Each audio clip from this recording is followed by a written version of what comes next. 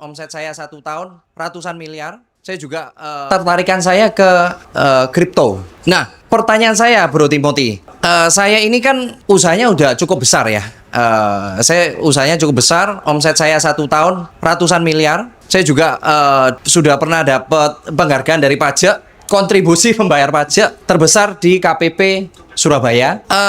Saya sudah hitung ya.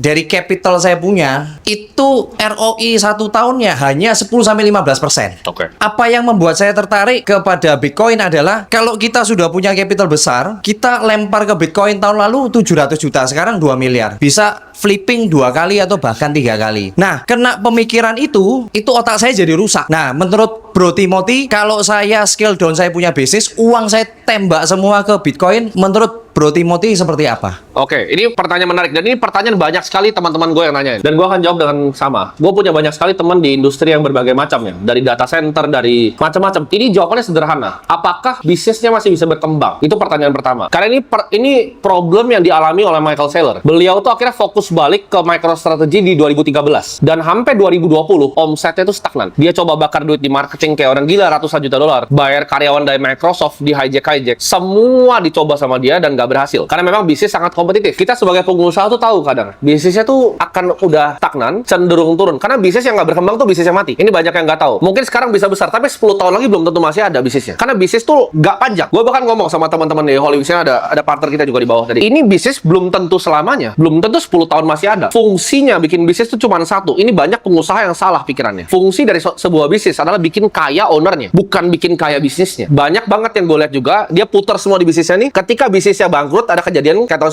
98, habis semuanya. Dan nggak pernah balik lagi orang. Biasanya jadi semi-semi gila.